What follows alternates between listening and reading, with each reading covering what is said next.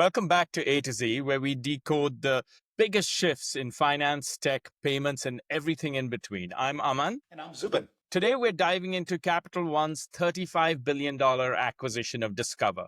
This isn't just another merger.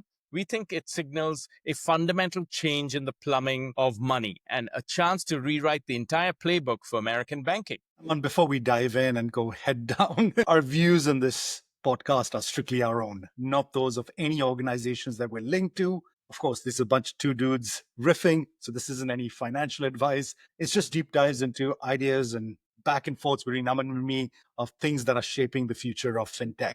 We obviously recognize that we're opinionated, but not dogmatic, and we always welcome fact-based feedback. So with that, Aman, let's jump in. Yeah, Zubin, let's just jump into this big story in finance.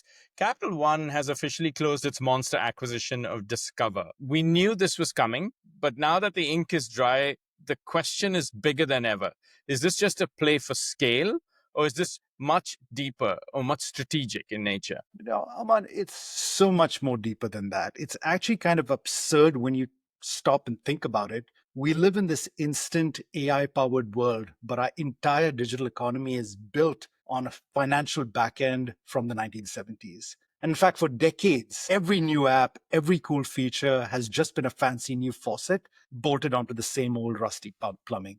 And you know what? This isn't just inefficiencies. It's really this bottleneck that's actively slowing down and costing a fortune. So to me, this deal isn't just a renovation, it's really a revolution. Cap One's looking at this patchwork of pipes and decided that it's done paying the rent. It's just a broken system. They're out, and they're just not just buying the factory, they're seizing control of the entire supply chain. Like, you think about it, it's like from the customer, the network, the merchant. This is not just them getting off the grid. This is them buying their own grid.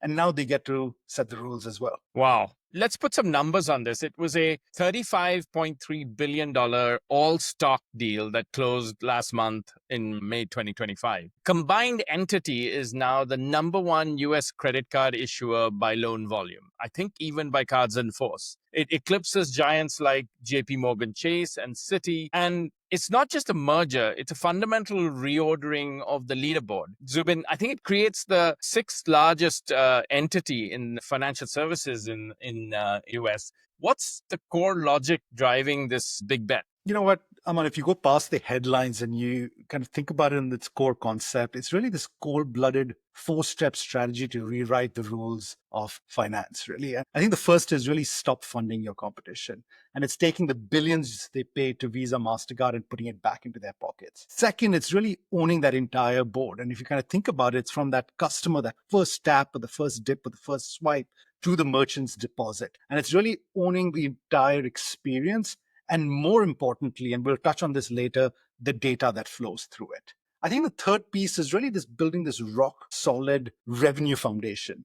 And you think about their traditional business lines that have been largely tied to lending, they're really stabilizing that ship and the steady revenues from merchant fees. And I think the fourth piece is really the game-changing piece. And this is not just about preparing for the future, but they're really building for it. And they're not just plugging into the next payment system. What they're doing is they're building the operating system for money itself. And now that they control the rails for every future transaction in whatever form that it takes. Yeah, Zubin, our listeners know by now that you and I love history as much as we love technology. And it's really impressive to see how the big banks are doing this giant U-turn on the acquiring business, which they all try to get out of a decade ago. In fact, if I share with you a personal anecdote or a story, it was about 15 years ago, because I'm that young. I was managing digital for Standard Chartered Bank, and I'd briefly taken over the ATM and point of sale business for Standard Chartered before they divested to First Data. But back then, the consensus was that it was a low margin, high risk business. I, at the time, made a last ditch effort to keep it, arguing that we were throwing out the baby with the bathwater, and the bathwater for the baby, was data. They were selling pipes, not realizing that the water flowing through them was about to become more valuable than the pipes themselves. I think that's what you're talking about. So fast forward to the age of AI, and I feel sort of vindicated to see this reversal of fortune. Totally agree. And I'm keeping with that theme, Aman. You're speaking of history. I got another one from you from our alma mater, Google. And I don't know if you know this, but Google and Discover actually have a past. And right around that time, 15 years ago, they actually partnered on the proxy tokens tech that became the first ever Google wallet. And again, down history lane, obviously Google at that point was really chasing the holy grail, which is connecting intent to purchase loop for ads attribution. But to be honest, like ever since, what if we bought Discover has been this perennial question that every big tech strategy has. So big tech, has thought through in part of their strategy. But to be honest, like again, we're totally off track right now, I think. But like at the end of the day, like being a tech company, making that jump to being a regulated bank is just too wide. But let's come back to the topic at hand. Even I learned, I didn't know that. Learn something new every day hanging out with you, Z. Awesome. Now, speaking of industry veterans and incumbents, who is, in your opinion, feeling the most pressure right now? You know what? The entire ecosystem is being repriced for risk. And you got to start from the top. And you think about this from the context of Visa and Mastercard. They didn't just lose a customer, they watched a client become a predator. And you've heard Mastercard's CEO talk publicly about the fact that they have this long term deal with Capital One's debit portfolio. And for reference, Mastercard's debit largely relies on Capital One here in the US and at maybe Citi. But I would imagine that relationship is now on a timer.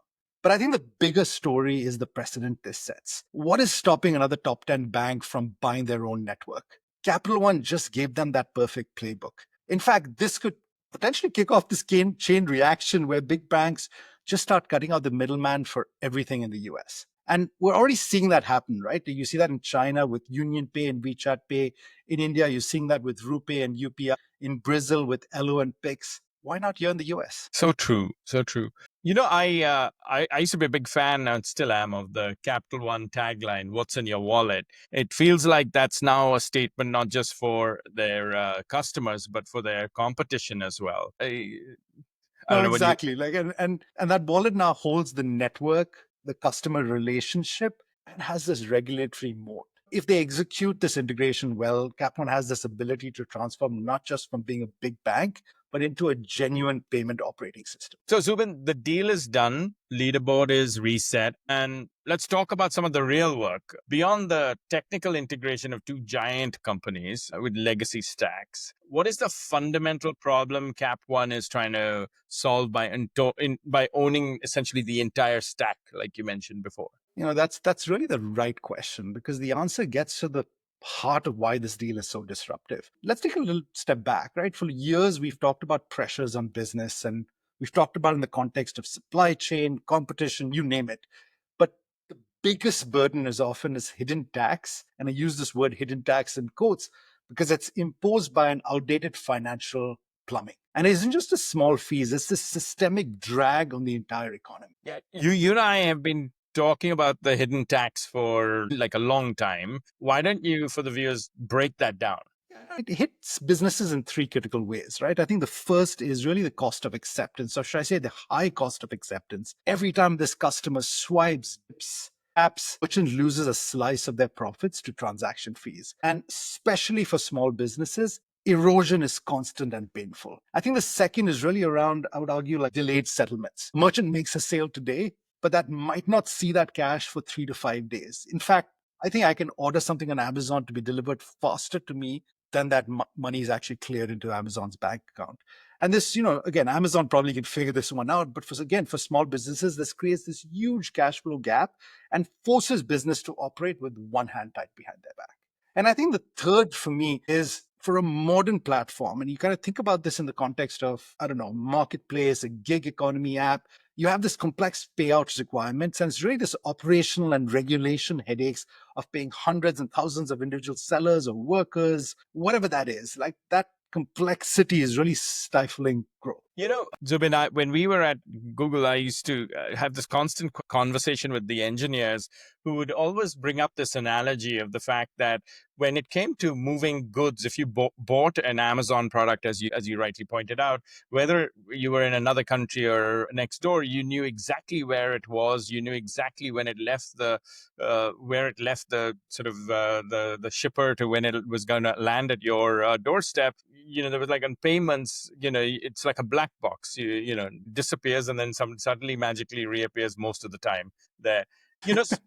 It's confounded them, and when seeing that through their eyes was very interesting. Listen, going back to, I think this hidden tax is really a combination of and of high fees, slow money, and complex operations.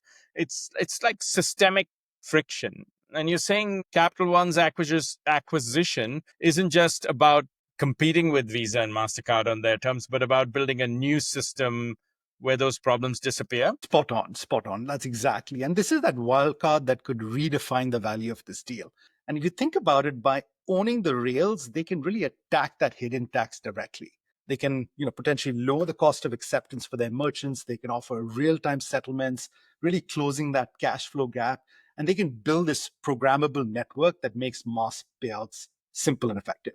To me, it's fixing those back-end financial hurdles that is going to be the key to unlocking a more innovative and equitable economy.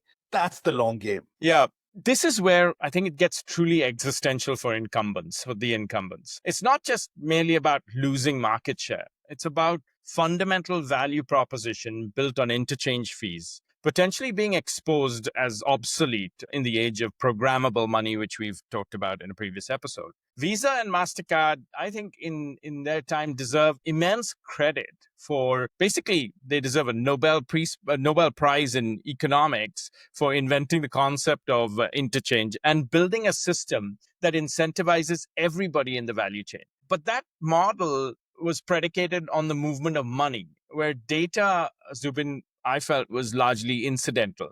I think if Cap One and Discover successfully prove that they can value data as much or even more than the movement of money, they are now then creating an alternative set of rails. They are fundamentally asking, does interchange need to evolve or even exist in the age of AI and digital assets? Is there a concept like new interchange that values data? This merger, just listening to you and reading about it, isn't just a competitive annoyance. It's a living, breathing proof of concept. And put a wrap on it, I think it provides the strategic and political cover for other major players to follow suit, potentially leading to, slow structural collapse of a duopoly that, 5 years ago was unassailable. Aman, you're absolutely right. Like, that's the ultimate thread. We're really witnessing the creation of the very weapon that could render the core business model irrelevant, right? So, I think to me, that's fundamental and so fundamental about this deal. Feels like Rich Fairbank just moved as queen. And if he's playing this right, it's checkmate against some pretty experienced grandmasters of payments. Yeah, nicely said. All right, that's a wrap for today's deep dive in Cap One's bold move in redefining payments infrastructure. We hope you found our discussion insightful. If you did, please follow us on your favorite podcast platform. We are on almost all of them. Share this episode with a friend and let us know your wildest predictions for Cap One or Disco One or whatever they end up calling it. We'd love hearing from you. And until next time, we'll see you back here on A to Z, or as I like to say, A to Z. Thanks.